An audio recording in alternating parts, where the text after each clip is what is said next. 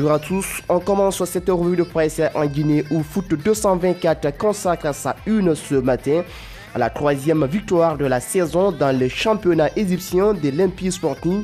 L'international guinéen Lama Joël a été d'un bon apport pour son équipe contre Al Masry Club. Le troisième but de la saison de Lama Joël titre le quotidien en ligne. Troisième victoire de l'Empire et troisième but pour Joël Lama, vainqueur 3-1 face à Al Masry Club. L'attaquant guinéen a participé à la belle soirée de son équipe avec à la clé un but. Peut-on lire chez nos confrères de foot 224. Empire occupe la 7e place au classement avec un total de 10 points au compteur. Et lors de la prochaine journée, Lama et ses coéquipiers vont recevoir El Zamalek, rappelle nos confrères. Le quotidien en ligne Guinée News, quant à lui, revient ce vendredi sur Naby Keita Deco, qui a fait parler de lui cette semaine en Bundesliga, auteur d'un doublé contre Werder Bremen. L'ancien du Saint-Ouen fait partie cette semaine de l'équipe type européenne de France Football, rappelle nos confrères. Et Guinée News ne s'est pas tardé à relayer les performances du jeune joueur guinéen sur le site anglais. Une performance qui a permis dimanche à son club Leipzig de prendre la 2e place du classement à 2 points du Bayern. Si les médias anglais ont parlé de Naby Keita, c'est aussi à cause de ses propos tenus dans les colonnes de Sportnet. Arsenal, Liverpool et Manchester City ont voulu me signer, mais je n'ai pas parlé avec leur coach. D'autres clubs comme Southampton s'étaient également intéressés à moi, a indiqué le joueur de 21 ans à Sportnet. Naby Keita dit avoir refusé toutes ces propositions en vue de prouver son talent. Je veux d'abord me prouver en Bundesliga, a-t-il confié à Guinée News. Le milieu de terrain rejoindra-t-il la Première Ligue la saison prochaine? Saint-Rose, nos confrères. Sur le continent, l'Algérie, la FAF officialise Ligue 15, peut-on lire ce matin sur afriquefoot.com. Le quotidien en ligne africain consacre sa une sur l'arrivée comme pressenti depuis la veille de Georges Likens à la tête des Fennecs. Le Belge guidera l'Algérie à la CAN 2017 et tentera de la relancer après son départ raté dans les éliminatoires du Mondial 2018, précise Afrique Foot. Et d'après nos confrères, la FAF devrait rapidement officialiser la signature de son contrat et la durée de son bail. L'ancien coach de la Belgique disposera d'une quinzaine de jours pour préparer le déplacement périlleux au Nigeria le 12 novembre dans le cadre des éliminatoires du Mondial 2018.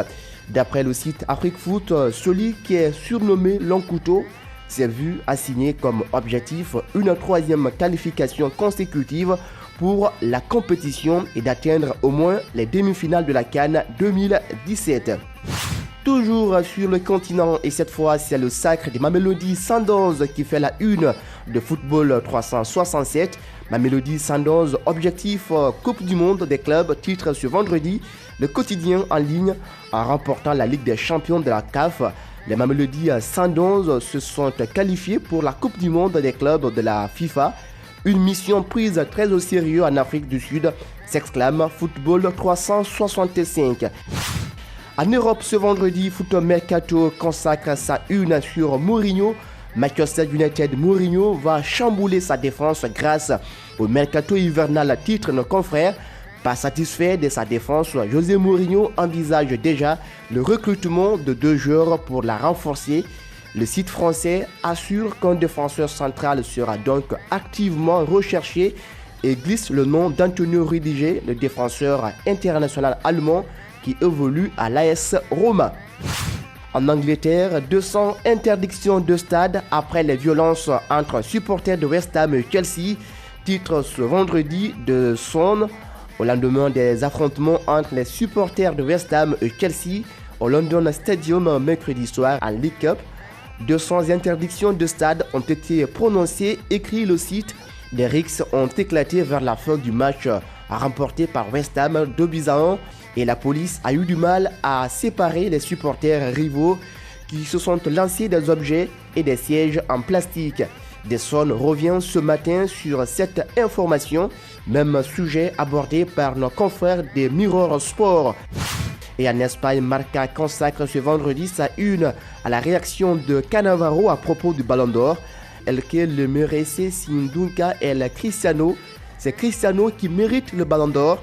L'ancien lauréat en 2006, Fabio Cannavaro, estime qu'au vu de ses accomplissements, l'attaquant portugais devrait remporter la plus prestigieuse des récompenses individuelles cette année.